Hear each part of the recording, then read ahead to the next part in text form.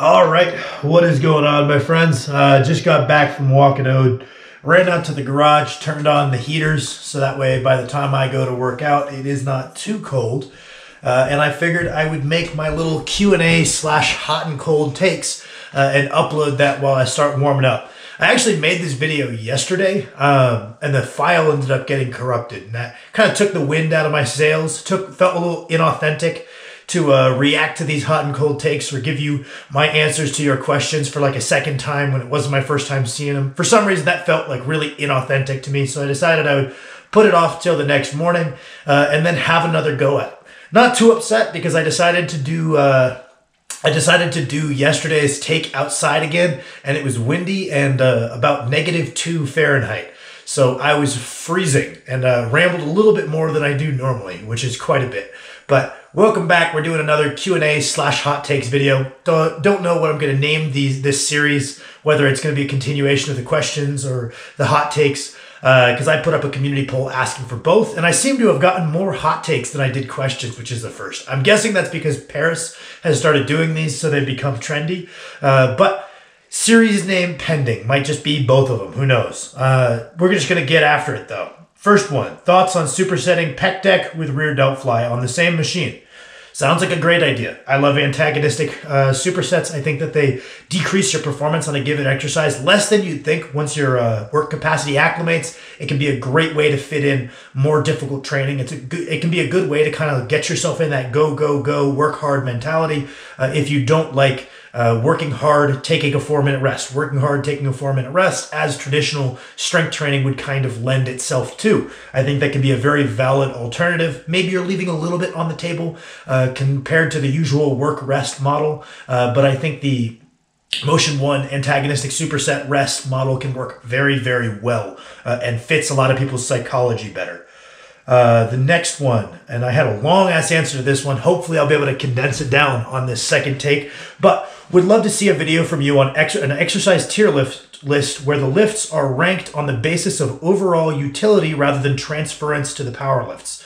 I'm going to nitpick you. I didn't just do the power lifts. I did overhead press as well. I've considered doing some strongman events, but I think that the number of people interested in that is pretty limited, and it wasn't based on their carryover. It was based on their general utility in a program focused on developing that motion, so that's a little different. Something like a face pull, very unlikely to add pounds to your overhead press, but I still think I put that in the S tier because I think it is a good addition to any overhead-focused program. So little nitpick on what you're saying here, but rather than transference to the power lifts, for someone who just wants to be fit and athletic all around, that huge dude named Tom Haviland from Josh Bryant's video comes to mind. And now here's why this is a little tricky, right? The utility of any exercise is relative to the goal, right? If we just take your goal fit and athletic, so if you ask someone what fit and athletic means, some people might mean that means you can go run a good 5K time. And what exercises have a lot of utility for someone aiming to run a good 5K time, what a good training regimen looks like for that kind of person would be different than,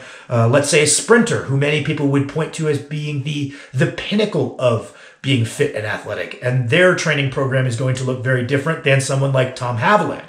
Right? Tom Haviland can deadlift 900 pounds and pick up 400 pounds in each hand and walk with it, right? And if you want to be like Tom Haviland, heavy deadlifts are going to be a very, very crucial component of your training.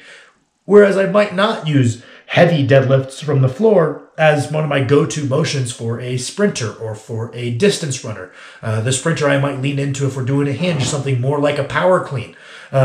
So I think that the issue is that it's pretty relative to what we're defining as fit and healthy. We can't really say this exercise has great overall utility because it's going to vary so much based on the goals. Now, I will say Tom Haviland, as an athlete, is very much someone who just possesses the physical qualities necessary for strongman, who's also placed a big emphasis on preserving and improving his explosiveness, which I would say most strongmen should do. There are just some that don't. So I think that what you're kind of getting at is I could make a video of a tier list of exercises for general strongman style strength, keeping in mind that we are trying to improve our explosiveness as well, which is something strongmen should probably be doing anyway. It just helps in enough events. It's a very relevant physical quality. So I would say that, like, Yeah, I would say what we're looking for in that case, if Josh Bryant's guy, Tom Haviland, is our archetype, we're looking for like generalized strongman type physical development. And I could absolutely make a tier list of exercises I think lend themselves towards aiming for that development. Later, this guy has another question where he kind of shows his card. He shows his cards that he likes weightlifting a lot more than powerlifting, right? And something like weightlifting, a pivotal part of their physical development is a high bar squat. So if that's how you define athleticism and a weightlifter is the pinnacle of that, then the squat video and what things that might help you increase your squat remain very relevant. The next one, hot/cold take. A lot of people, especially in YouTube fitness, spend too long talking about which exercises, rep range, and splits are best. Although this generally has good intentions and can be very helpful, I believe it can be off-putting for the general population of beginners. Saying this exercise isn't worth your time without nuance can lead people to not enjoying their workouts, leading some people to give up on exercise. If the conversation of good and bad exercise comes up, especially for people with larger platforms and influence, I think it should be preferenced by saying that all exercise is great. The best exercise is the one, the best exercise is the one you can stick to and enjoy. Experienced lifters know this, but some people need to be told that whatever exercise they choose is a great choice. So I've got kind of conflicting feelings on this one. I could definitely see that people who hold big reach, one of the things that they should probably be doing is lowering the barrier to entry to fitness, right? We should probably make it not intimidating and say, okay, even if you're doing the wrong thing, you're still going to enjoy most of the benefits of resistance training, right? There's a reason it's recommended we engage in resistance training twice per week because it helps with our bone density. It helps with injury risk reduction and other activities. It helps with cardiovascular health. There's an endless list of benefits that we can reap for our health and quality of life by engaging in resistance training. And basically any modality of resistance training that we engage in, we're going to enjoy most of these benefits. Might not be the best way to, develop the physique you want. Might not be the best way to maximize your performance as a powerlifter, but we're going to get all of these massive health and quality of life benefits from just about any structured resistance training. So I see what you're saying there, that we want to make sure that people aren't intimidated out of it by creating this appearance of complexity that isn't necessarily there. But that being said, that doesn't necessarily align with how I felt as a beginner. And how I felt, I'm just one person, that might not be the majority, but I almost felt paralyzed by this idea of, well, everything's good. Every program will work. If you do your shit outside the gym, every program will work, and every exercise will work, and every loading scheme will work if you are on the ball. And that's almost intimidating in its own way, because you're like, well, fuck, if they all work, which one do I do? And that's almost paralyzing in itself, because you're like, okay, well, I'm a beginner. I don't even know what method of training I'm going to enjoy more, right? You could say, well, try them. Well, which one do I try first? And that was almost paralyzing for me in a different way. And that's why I always found some utility in like simple exercises. Like Brian Ulsworth just used to make videos where he's just like, do some rows and some pull-ups. Are they inherently better than other back exercises? Not necessarily, but I started doing them and it worked, right? And I think that sometimes that can actually lower the barrier. So I would say this is a perfectly reasonable take. It just doesn't always align with how I felt back in the day. That being said, I'm very removed from being a beginner. It's been many, many years. Most of the lifters I work with are intermediate to advanced. So it's like, that's something I'm a little removed from. So I'm all ears on what you think is probably like creating the biggest barriers to entry for resistance training. Now, the next one.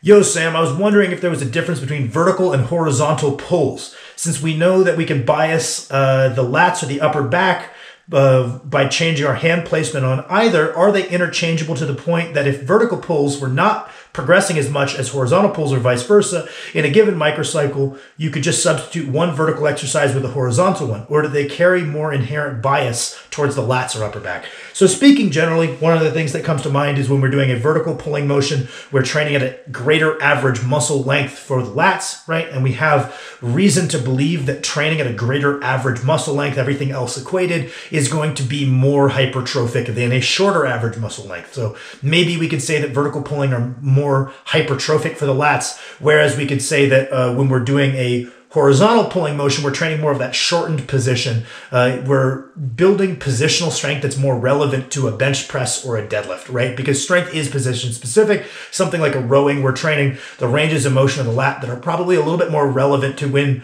we do our deadlifts, right? And we build up our positional maintenance for the bench press, not necessarily positional strength, because strength of the upper back is not likely to ever be a limiting factor in the bench press. The ability to create tightness to the upper back in those shortened positions is relevant. I would say, long story short, I'm going to try to remember whose channel it was on. I watched a good biomechanical analysis of like kind of breaking down the core differences between vertical and horizontal pulling volume. Everything checked out to make sense with what I know. I thought it was really good. I'm going to brainstorm and try to remember what channel that was on. And if I do remember, I will go reply to your comment and say it's in the description of this video if I can remember. But in practical application, usually what I'm doing is when I'm programming vertical pulling volume, that's primarily a development tool for the lats, whereas when I'm doing horizontal pulling volume, that's more of a whole back developmental tool. That being said, both of them are going to be directed at the whole back, right? That's something that's been levied as a criticism of, let's say, pull-ups or pull-downs. People would say, oh, well, they're not very good at isolating the lats. Well, so long as the goal of the exercise isn't to isolate the lats, but to rather be a holistic back development tool, which is how I think of them, then we are okay. That being said, I do find that generally vertical pulling is going to bias it a little bit more towards the lats, whereas rowing motion is going to bias it, especially if we're rowing slightly upward, a little bit more towards that upper back. And I don't really view them as interchangeable. I kind of track them as separate exercise slots within my program. So if a vertical pulling motion stalls, I would rotate to a different vertical pulling motion rather than rotating to a horizontal pulling motion. Kind of along the same principle, I do like maintaining strength in many planes of movement of the shoulder, and I find that's kind of the tenet to healthy shoulders is, all right, where we do some pushing and some pulling and some pushing and some pulling, pushing, pulling, a bunch of different planes. We tend to be strong in all those planes. We manage our loads well. The shoulders tend to be healthy. But I would say generally not interchangeable, a little bit more lat bias on the vertical pulling, a little bit more upper back bias on the horizontal pulling. But like you said, it does depend heavily on the execution of the exercise as well. Now, the next one, and hot take, antagonistic heavy compound training is more entertaining, enjoyable, simpler, and it lends itself easier to beginner and intermediate progression than other styles of programming. All right, well, that's a lot of claims. Let's go. One, entertaining. Sure, I can absolutely see that. I don't think that's a difficult pitch. Enjoyable. Sure, I can see that. I don't think that's a difficult pitch. Simpler, sure. I guess I don't think it's any simpler, but I don't think it's any more complex to just say, okay, well, person A does their bench presses, they rest between the sets, and then once they're done bench pressing, they go do some rows, and person B does them in between. I don't think that's any simpler. I don't think it's any more complex. Just a small difference in exercise ordering lends itself to easier beginner and intermediate progress than other styles of programming. I think that the only reason this is true is because it allows people to work really hard and understand how hard they can work and benefit from it. I think that there is something about doing that press, pull, rest, as opposed to press, rest, and then pull, rest, pull, rest. I think that will kind of allow someone to work harder, and that's kind of one of the most necessary skills that we need to develop early in our training career is just that capacity to work hard. So sure, I'll give you a certified hot take on that one. Medium take. Most of the people in the gym aren't training all that hard or consistently. Some people are consistent. I definitely see that the reason most people aren't actively moving towards their goals is they just don't hit that minimum threshold of training difficulty. So I would tend to agree. I think that's probably the most common reason I see people stagnant in the gym is just that they don't meet that minimum threshold of difficulty. Then you can say, okay, outside the gym, variables, genetics, all these things. But I think that the first and foremost thing I see is training difficulty. So agree. Next one. Pencil and paper to track workouts are the most underrated piece of gym equipment. I'm a big pencil and paper kind of guy. There's something kind of cathartic about physically writing out that I beat the books compared to what I did last week. But that being said, your phone works just fine if you're a big Excel guy, and that gives you buy-in. Whatever gives you buy-in and is going to give you an accountability system for working hard is awesome. I like the pen and paper. Other people like spreadsheets. I will say I think there's some benefit to staying off your phone in terms of staying present in the workout and thinking about things you can improve between sets as opposed to just completely zoning out. Although some people do really well with that kind of zone out, refocus training methodology. So I can't say it's wrong. I know all the old school guys are like, get the fuck off your phone, you pussy. Okay, but there's guys bigger and stronger than you nowadays who are on their phone plenty. I don't think they're a pussy for doing it. But certified hot takes all around. Good opinions. Next one. You should get bonus points for strict pressing and strongman comps due to increased manliness. Wholeheartedly agree. Leg drive is for cowards. Still working on getting my leg drive figured out. The next one. Let's see. Oh, it's from Paris. Oh, shit. I've lost it. Let me pull that back up. But he was saying, if you think sleep is overrated, you are a goober. I tend to agree.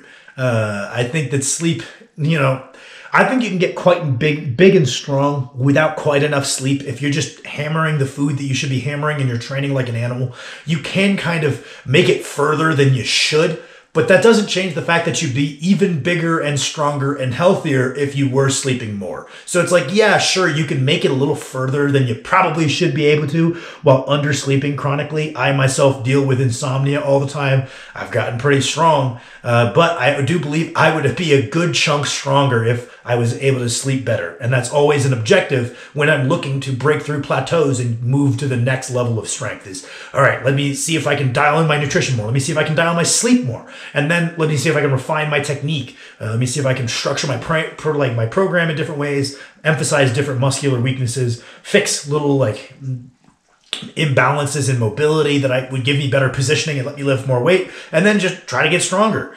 So agree, hot take, good opinion. The next one. Should you treat unilateral work like Bulgarian split squats and lunges like you would a leg extension at the very end for high reps, or like a leg press or hack squat as a secondary squatting volume?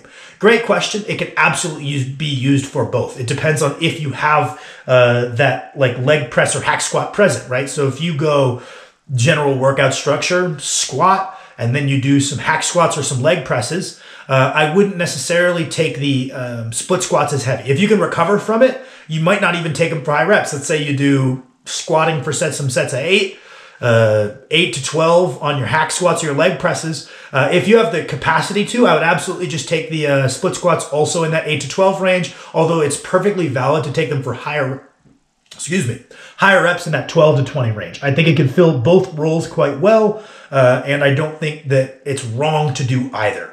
The next one. Question, is there such a thing as being absolutely awful at higher reps? I'm 1 year into lifting. In reality, 2, but I had some medical stuff going on. For example, form is strict. My 1RM barbell curl is about 50 kilos. My 25 rep max is 7 kilos. And my 11 rep max is 37 kilos. Bench press 1RM is 145. My 7RM is 120. I gain very few reps by taking weight off. Very high incline press, blah, blah, blah. Overall, I was always awful when it comes to endurance, running, and similar activities. Carrying bags of trash, for example, for 3 minutes or so, I get a great pump from that. Additional context, I have a very high body fat percentage, and maybe it's my overall cardiovascular fitness holding me back. I never breathe heavy while lifting weights. Thank you for the content. Greetings from Germany. Yeah, so it sounds like that's more of a work capacity issue. I don't think it's, oh, my genetics don't lend themselves to endurance. I think the fact, like you said, if you are significantly overweight, there's probably a little bit of a work capacity deficit there. Could be muscular endurance, could be more kind of cardiovascular endurance, but it's probably just the fact that that's not what you placed as much emphasis on. That being said, is that really all that bad? I mean, no, it's not the end of the world. I mean, you could definitely emphasize that within your training in the efforts to develop well-rounded strength. You could say, okay, well, on this day, developing my rep endurance is something I do, or do a back-off set on every exercise that's focused on developing it. Because it is undertrained, I have a good hunch that if you work on it, it will train up relatively quickly if you place a high priority on it. The question is whether you actually want to place a high priority on it, and I think that that's up to you. I'm always big on the whole lean into things you're bad at angle of chasing well-rounded strength, and I think that rep endurance is just another aspect of strength that I think it's worth being decent at. So you could definitely just work up to whatever it is, 1 to 3 to 4 top working heavy sets, and then just take like a 20 repper and start light and just gradually try to beat that 20 rep set. And that could be a way to build in some additional work capacity to some of your motions and develop that overall motor that you might be lacking. That being said, I don't think it's the end of the world. And if you didn't want to do that, I think you could just keep chugging along. The fact that you don't have a great 15 rep max isn't really the end of the world. What are your thoughts? What do you think about pushing and pulling ratios? Matt Wenning advocates for a 2-to-1 pull to push ratio. Would be very interested to hear your opinion on this. As far as injury risk management, there's no formal evidence to support any specific ratio. I don't really think that's a thing. I think that especially if we are chasing these really crazy high ratios of 2 pulls in every 1 push, it just encourages the execution of a bunch of junk volume, where to reach that ratio, more than likely, we're not doing truly stimulative like 2 reps in reserve sets. We're doing a bunch of junk sets. And I would rather do a lower amount of pulling volume and make it higher quality. Whatever injury risk management benefits we might get from that, which is a big might, is probably going to be just as well derived from more difficult execution of fewer sets. I don't think the ratio matters that much because it doesn't even account for the difficulty of the sets. I think that's really oversimplistic. I don't think it has any basis in reality because people say 2-to-1, 1-to-1. In my opinion, I do think that if we're doing horizontal pressing, we should have horizontal pulling in our program. So I don't have a specific ratio of set to set, but I will tell you that I do think that it does benefit your shoulder out to some degree to have it present. The exact number of sets I don't think matters as much. Same thing, if we're doing some overhead pressing, we should probably be doing some overhead pulling, and we should be doing enough of each of those things to be progressing forward in time. If you're not progressing forward, then we probably are doing too little, but I don't think that arbitrarily slapping some ratio of push to pull onto it matters all that much. It's just a way to get people to do their pulling volume, but I don't think that any of those have any basis in science. I don't even think that they have that much basis in like anecdote because I don't think people have run like good experiments on their clients trialing. Someone like Mike Tuscher has his clients do very minimal rowing volume. It's not like any of their shoulders are just disintegrating, or he certainly would have noticed it. So no, I'm not really bought into that. I do like having them present in the program and doing enough to progress. And maybe when we get stagnant, we need to ramp that amount up. But the recovery capacity of our lats is independent to the recovery capacity of our pecs. I think it's better to base the amount of work we're doing off of the recovery capacity of the individual muscle rather than what we're doing on a completely different muscle. That would be my general thoughts. Hot take. You don't need to beat the books on accessories, just get a pump. Main lifts drive progress, not accessories. So I don't like this one. I'm gonna show my hand here. What is the purpose of accessories, right?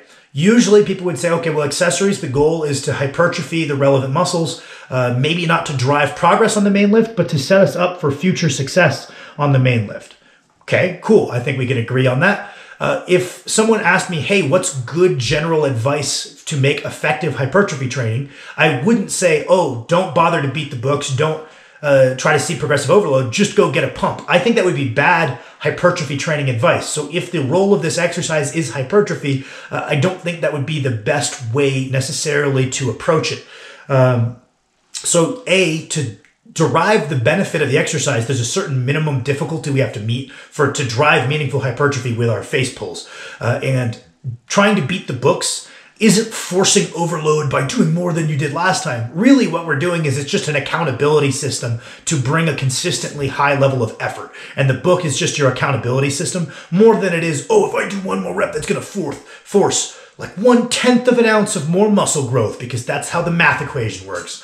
Not really it, right? We're just trying to create an environment that's conducive to growth. We can't force our body to grow, but we can put ourselves in a state that that would kind of signal growth is a good idea to the body, and then the body will do that for us, right? And the beat the books approach is just a way to bring a constant level of effort to your exercises.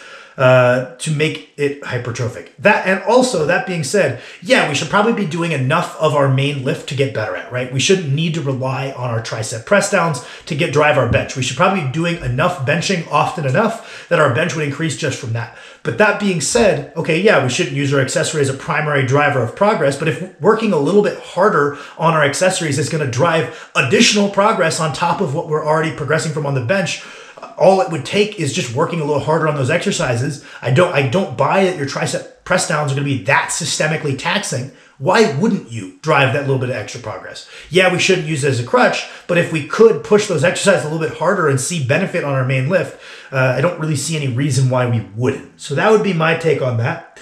The next one, general question / idea, like gear, sleeves, weigh, belts, whatever that is cheap as hell, but also very good. I could absolutely make a video on that, like protein that's cheap, knee sleeves that are cheap, the cheapest good shoes you can buy. I'm very well versed in these things as a professional poor person myself, who's also very interested in getting stronger. So I have a lot of insight onto this, actually. I think I could make a whole video on that, and I could probably add that to the docket of videos to make.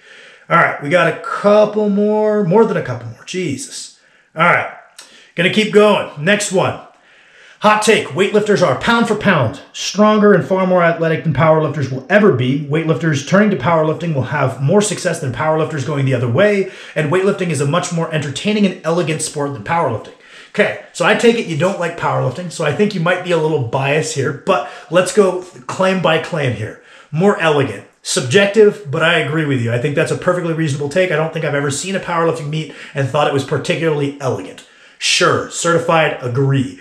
More entertaining. I think that to most people compared to other sports, neither of them are all that entertaining. That being said, sure, I can see that. I don't think powerlifting meets are outstandingly entertaining. I do enjoy something like Big Dogs, where it was just like strongest guys in the world, no weight classes, show up, try to put up the biggest total. I think that has decent entertainment value, but weightlifting also has great entertainment value. So sure, I don't really object to that one. A weightlifter turning to powerlifting will have more success than a powerlifter going the other way. Now this is true. Clarence Kennedy made a good video just the other day talking about why powerlifters will often struggle in transitioning over to weightlifting, why it doesn't give them this tremendous advantage even though they are quite strong. Mobility deficits, the fact that it's a highly technical sport, and just because you can do a really heavy, like shitty muscle clean and muscle snatch doesn't mean that you're going to reach high performance in such a technical sport in that quickly of a time. Is it better than a weak person starting from nothing? Probably, but is it this tremendous head start that you think it should be? No, you don't really have this ability to progress to very high level cleans, jerks, or snatches all that quickly. So yeah, the powerlifter transitioning over, yes, they've got that cool strength base, which is better than nothing, but it's not like they have this head start. Whereas a weightlifter coming to powerlifting is going to be relatively competitive in the squat relatively quickly. They just toss on some thicker knee sleeves, a belt, learn to use that equipment, and potentially transition to more of a mid-bar position. They can be very competitive basically right off the bat in one of the lifts. And that's part of the reason they're going to see initial success way more than a powerlifter would. The deadlift oftentimes is underdeveloped in weightlifters because they are using like a clean deadlift technique or a snatch pull technique where they pull with an extended T-spine, which is the most effective way to get weight overhead or up to your shoulders, but not necessarily the most effective way to get the most weight just picked up to your hip. So they would have to learn to pull with a slightly more rounded thoracic. Pardon me, I don't remember what his name is, but there was a Russian lifter that trained with Klokov, or at least there's some clips of him training with Klokov, who moved to New York, and he's done some of these like meetups with Kevin Oak and Larry Wheels, who's started doing some heavy deadlifting, mastered that slightly rounded thoracic position, and gotten a damn good deadlift pretty quickly. There's plenty of spinal erector strength there. You got to kind of master that position, but if someone has the high-level proprioceptive awareness of a weightlifter, they're probably going to be able to figure that out with a bit of work. Maybe the hamstrings need to come up comparatively, but they could get reasonably good at the deadlift reasonably quickly. The only one that really is going to take a while might be the bench press, just because the differences in physical qualities necessary for a big jerk compared to a big bench press differ a good deal. So it might take them a while to do that. But yes, the weightlifter is going to see more success because he's going to have a big head start on one of them, a medium head start on one of them, and then probably have to work from the ground up on one of them. Whereas the powerlifter is going to have to work from the ground up on everything for the most part. The nice part is he wouldn't have to do much background strength training. You'd probably get away with doing none. And then the last one, this initial claim. Weightlifters are pound for pound stronger and far more athletic than powerlifters will ever be. Well, yeah, I mean, they're going to be higher level than powerlifters will ever be because one of those has state-funded programs and the other one is a hobby, right? You have a giant gene pool for one of those where they are full-time athletes, and then bar like 2 or 3 people, there are almost no true full-time powerlifters, right? So of course, with the talent pool that being that much larger, you're going to see a discrepancy in the level of the sport. Sure. Athletic, sure, I could see that. The fact that explosive qualities are so necessary for success in weightlifting and not necessarily as necessary for powerlifting, and that the level of proprioceptive awareness is higher. I think that by conventional definitions of athletic, weightlifters would absolutely outperform powerlifters, but I do disagree that they're stronger, right? Let's take someone around the same size, Tian Tao, right? Compare him to John Hack, right? We're talking high bar to high bar, still a 100-pound discrepancy in squatting strength. We're talking like a 200-pound discrepancy in pulling strength. And I don't think anyone would claim that Tian Tao's upper body strength is comparable to John Hack's. Now I'm taking John Hack and he's absolute stud, but we could kind of go with a lot of people here. If we're comparing contractile tissue to contractile tissue, I do think the powerlifters perform relatively well. Especially when you consider the smaller gene pool and the lack of state funding and the lack of being full-time. John Hack worked a full-time job up until recently, is my understanding. He might still work a full-time job, being the best powerlifter in the world. Weightlifters aren't working full-time jobs. But I would say that because that is the sole focus of the sport, powerlifters are stronger than you think, even pound for pound. That being said, obviously strength is task-specific. Nobody can do what Lasha does. No powerlifter could transition over and do that, for sure. But if we're just talking pure contractile strength of the muscles, I do think that the powerlifters fare a little bit better than you're giving them credit for. Could Lasha transition over and shit on us all? Yeah, probably could win the world's strongest man. Probably could break the powerlifting total record if that's what he set his mind to. It would just take quite a bit of training. And that speaks more to Lasha, the athlete, than it does the qualities built by weightlifting. It's more that, okay, this is a 1 in a trillion type athlete, crazy work ethic, who's dedicated his life to it, who does it full time, who's going to succeed in any strength endeavor he puts his mind to, rather than, oh, weightlifting built this guy. Well, no, this guy built this guy. He is a 1 of 1, right? That being said, I'm a huge fan of weightlifting. I don't want to come off like I'm like defending powerlifting. I don't even compete in powerlifting because I myself think strongman is cooler, just like you think weightlifting is cooler. So I think we can see eye to eye on that. Now, hot take maybe. A lot of pro strongmen don't know how to hip hinge properly for deadlift, and they're leaving pounds on the table even though they're strong as fuck. All right, I think that I might slightly disagree. Some of them, yes, some of them are where they are because they're giant genetic freaks on a bunch of gear that work hard, not because of their methods. But I do think that some of them intentionally lean away from the hip hinge mechanic. First of all, some guys will use the strategy of really crunching their torso to maximize the amount of weight they're getting out of their deadlift suit. So that would be one. Some of the guys that get the most out of their deadlift suits are the ones who really crunch into their start position. So it's not as much that they don't know how to hip hinge, it's that it's a strategy they've adopted to maximize the amount they're getting out of the equipment that's allowed. Some guys that come to mind would be like Ivan and Mitch Hooper, both kind of very much crunch into their suits, and I think that allows them to get more weight out of them than they would otherwise. The other thing is in strongman, right, we're allowed to hitch, we're allowed to ramp, we're allowed to do whatever we want. So it can be almost a strategy to lift more weight than you have any right to. If you compromise your start position, you round to maximize your leverages off the floor. So we just get it above the knee by any means necessary and then figure out how to get it up from there. That could actually allow you to maybe lift more than what you could do on a pure hip hinge. I would say some of the guys, yeah, in the long term, if they switched over to a pure hip hinge mechanic, they could probably be lifting more. But I think some of them, it's a strategy that they've cognizantly leaned into. Someone like Rob Kearney, deadlifting in the 900s while being sub 300 pounds, 5'10". I don't know if he would be as competitive in the deadlift as he is if he didn't use that round off the floor, get it up to the knee, rest it on the knee, reset, pull strategy. I think that's something that he's very cognizantly leaned into, and he's tried like a pure hip hinge pattern and found that his competitive result is better this way.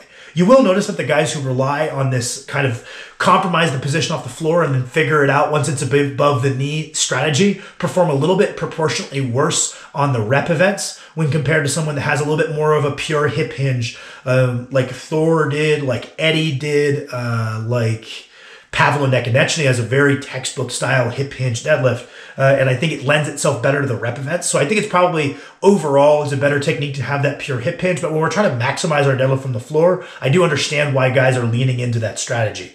Do you think stuff like massage, hot tub, cold tub, cupping, also hot take, cupping is the astrology of sports? Absolute bullshit. Agree. Do you think they have a place in recovery in strength sport? If yes, when and where? So going through those in reverse order. Cupping, not really any evidence behind it. I will give you a reason why in a moment I might give someone a pass for doing it, but I think it's a crock of shit personally. Cold tubs. Cold tubs, there is some good evidence and lots of good anecdotal evidence that they hold a lot of merit in a return to play situation, right? Meaning that if we're doing a 2-day strongman contest, taking a cold bath the night after the first day could allow you to bolster your performance the second day. Right. So in we need to perform again ASAP scenario, I think they hold a lot of value. That being said, I think that they could be viewed a lot like we view non-steroidal anti-inflammatories, something like ibuprofen, right? When we take ibuprofen, it suppresses the inflammation in our system, which actually dampens how much we grow from training, right? Basically, yes, it kills the inflammation in our body, but the inflammation is one of the markers that signals to our body to grow. So we probably shouldn't be relying regularly in a hypertrophy focused phase on anti-inflammatories, and we probably shouldn't be relying heavily on ice baths in a hypertrophic phase for a similar reason. If we buy this idea that it's pushing down our systemic inflammation, that might be also pushing down our markers that we should be growing, right? But later in a training cycle, let's say we're in a peaking phase, we're not going to see meaningful hypertrophy. We're looking more to train neural and skill qualities more than we are looking to train for hypertrophy at that point, right? And having ibuprofen might help us with our skill qualities because we're in less pain. We might be able to execute our emotions better. Kind of the same ideas. Okay, well, when we're in a peaking phase, we could probably justify the use of some ibuprofen.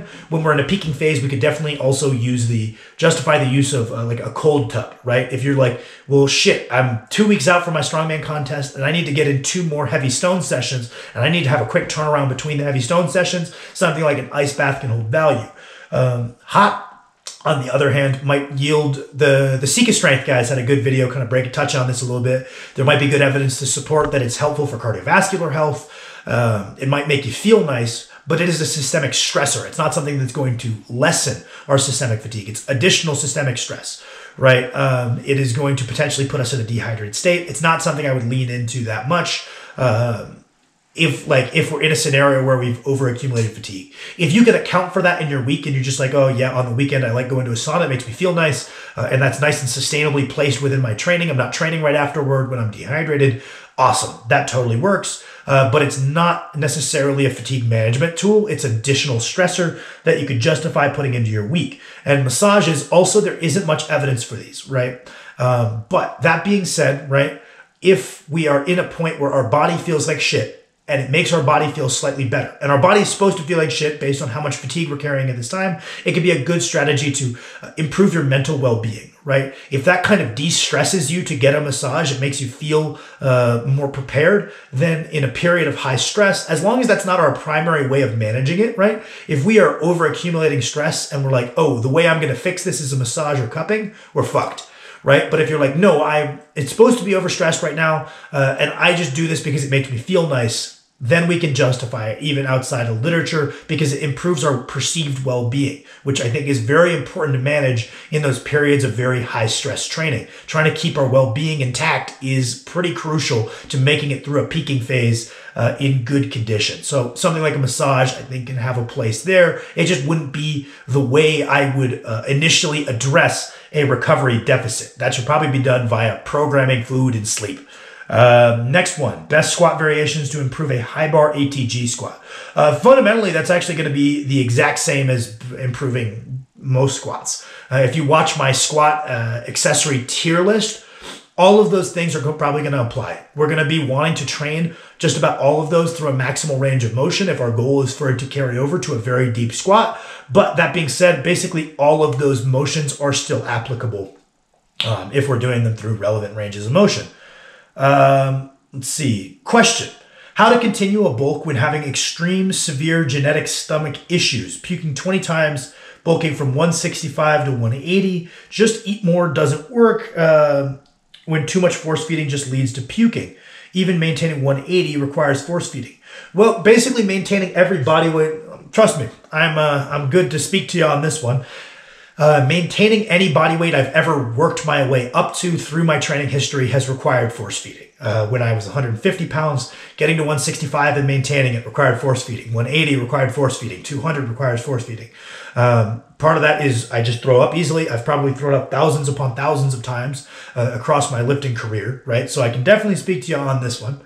But it is a trainable quality. The amount of food that you can eat will gradually increase with time, even if you do have this genetic propensity towards puking, as you and I do, right? If I try to gain weight like too quickly, or if I just try to bulk up right now, it's a constant struggle of getting down enough food without puking, even to this day, right? But the amount of food that I can eat without puking now is higher than it was when I was 150. It's higher than when I was 165. Higher than when I was 180. So that does come up with time. You just have to keep applying your foot to the gas. You can take strategic periods of backing off. If you get to the point where your appetite is just dead and you're not succeeding, I'll often ramp my food back and then push back up, and that allows my body some time to acclimate. But lots of it is just figuring out easy ways to sneak in calories during windows where you aren't eating. If you're eating if you are the guy you are, which is the guy who's struggling to eat enough without puking,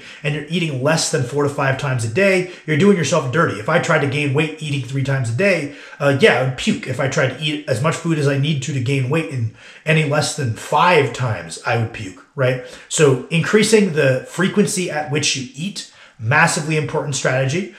Increasing the caloric density of the foods you eat, massively important strategy. And then just fitting in calories where you can, right? If you're going to drink water while you're training, drink a Gatorade. That's an extra 300 calories that is not going to make it any harder to eat later. It's the same volume in your stomach as the water you would have drank.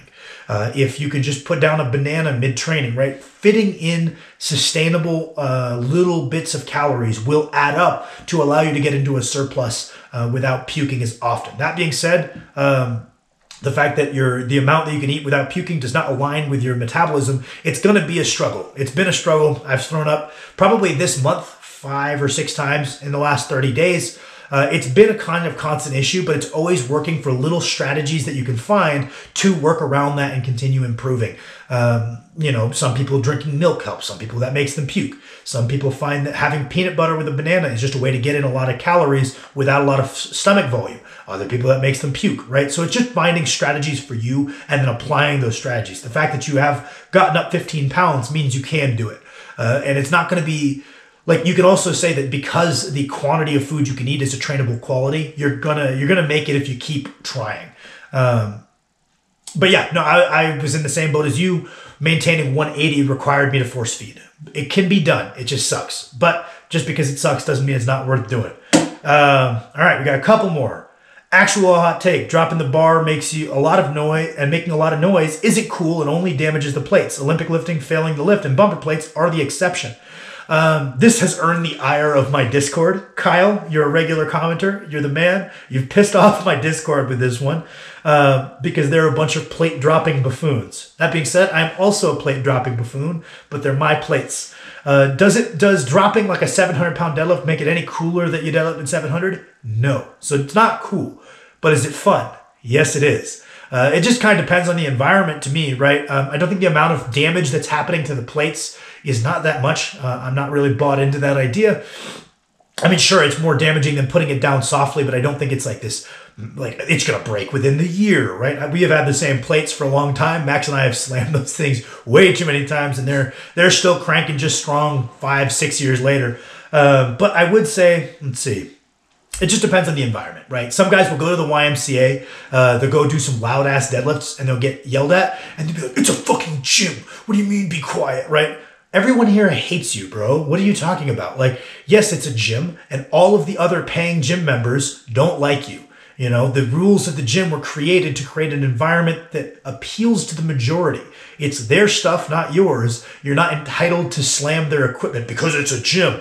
Yeah, they're a business also. You know, a gym is a business and businesses need to make smart business moves. So people get really pissy in gym environments where you're not supposed to slam the weights. A little silly. That's their rules. They obviously want to cater to the majority, not your dumbass, right? But that being said, if you're in a gym environment where it's totally fine, go for it. I don't know. Perfectly reasonable take. Hot take, dips are cooler and better than bench press. I don't know if I think they're any better. And I also don't think they're necessarily any cooler. I think that because way less people train the dip, what is considered an impressive result in the dip is skewed downward just because there's less people competing in it. So you can feel like you're good at that one quicker than, or like what is a good dip compared to a good bench press is underdeveloped. It's kind of the same way overheads are, is because there's so many fewer people prioritizing the strict press. You can get like a good strict press a little quicker. I think they're both great exercises in my opinion. Now, got two more, and these ones are kind of interesting. This video is long as shit, so bear with me. First one, people at the top are far more likely to be a product of hard work plus time plus genetics rather than a result of any specific training method or cleverness pertaining to training. So this is from Smart Simple Fit. He's a smart guy, so I knew this was going to be a decent take. And I asked Max, I was like, hey Max, what do you think of this, right? Just looking around at other guys you find are at the top level, do you think that a lot of them are there because they're smart? And he's like, no, I think this is a perfectly reasonable take. And I tend to agree. Looking around at lots of people that I think are very strong, a lot of them are there despite maybe subpar methodology, right?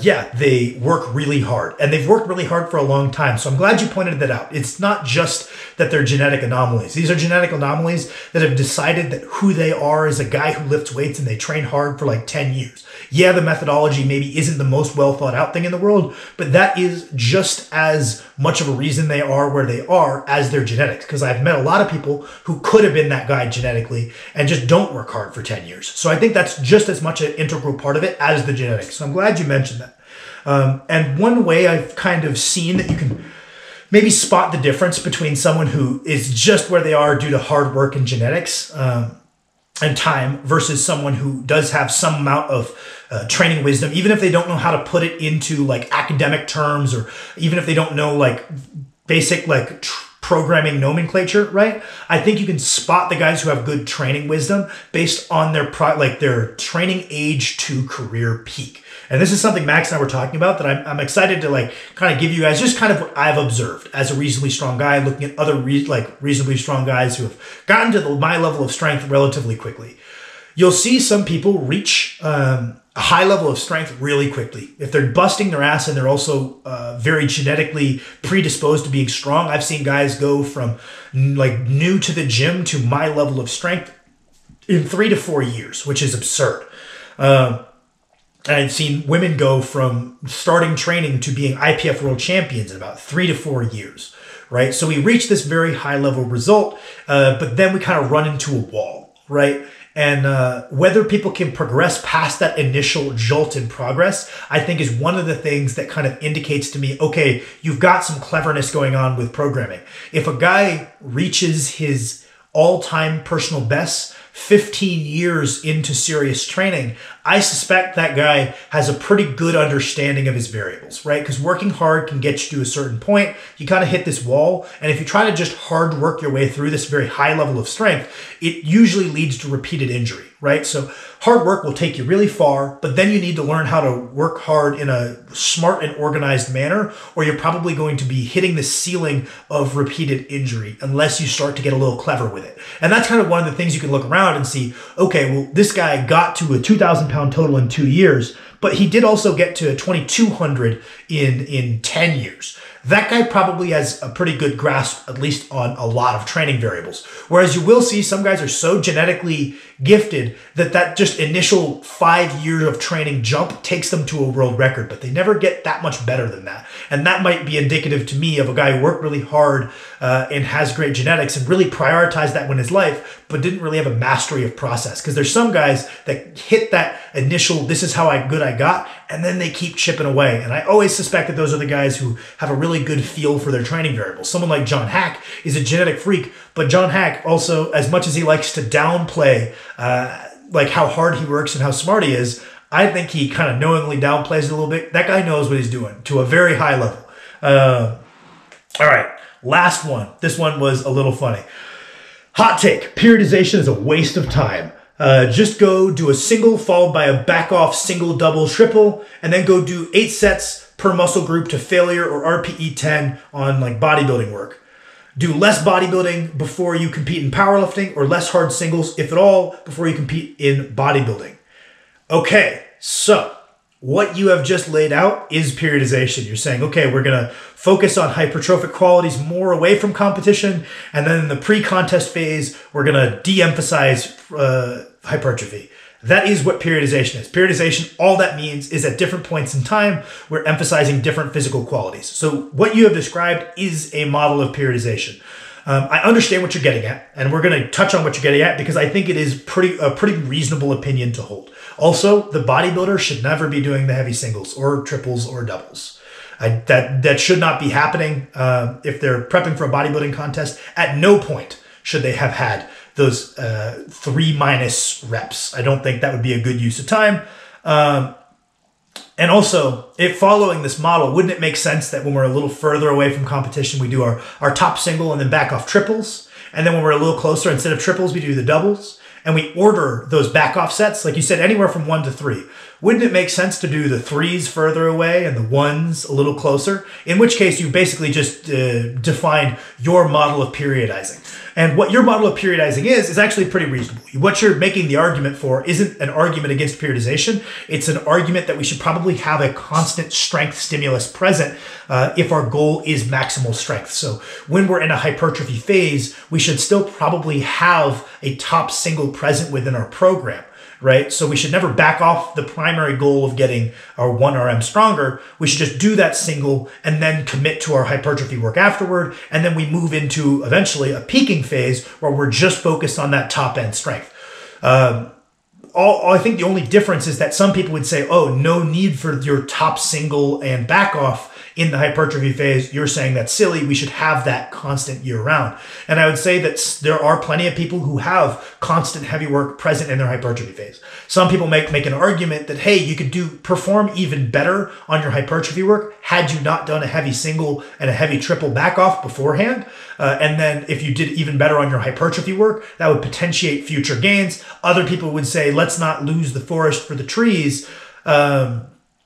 And let's keep the goal the goal. And the goal is maximal strength. Let's never get too far away from that. Yes, we can do the hypertrophy work afterward to emphasize the physical qualities that we're looking for further away from competition, but let's focus on that. And I think that would be the essence of what you're saying, is that we should keep that present. And I don't think that's an unreasonable take. There are high-level athletes that follow that model. I think some people would find that if they kept heavy 1 to 3 rep work in there every week annually, they would probably get pretty banged up. I can tell you that if I benched to a heavy single, which would be 535 plus on the bench press every week, and every single week and then hit a tough back off and then did my hypertrophy, I don't think my body would feel too good after a while. So that's when periodization starts to become necessary. Maybe we could say, okay, for beginner intermediates, we have this constant emphasis on upper end strength. You can make an argument for that. I don't think this is an unreasonable take. I just don't think you're arguing against periodization. I think you're arguing for a constant strength focus within programming. So thank you guys for watching. Hopefully this didn't turn out too long. I'm guessing my prediction is this is 33 minutes long. We'll find out if I'm wrong. Also, before I go edit this together, one little tidbit, speaking to the last guy's point, to emphasize that that isn't that unreasonable of a take. The other way you could view that is he's saying he wouldn't really back off your main compounds past doing about 3 reps. I know plenty of really, really good and well-respected coaches that buy into that same principle, and they won't take their squat, bench, deadlift higher than about 5. And if we're trying to put in higher rep hypertrophic work, we should do accessories that are more suited to that task. So this isn't that unreasonable or unheard of a take that we shouldn't really back away past 3, 5 reps, whatever you want to kind of toss the label there. But again, that doesn't mean there's no periodization. Saying that we shouldn't go further away from our max than 3 reps, that's still going away from our max to emphasize a different physical quality. So periodization is still present there.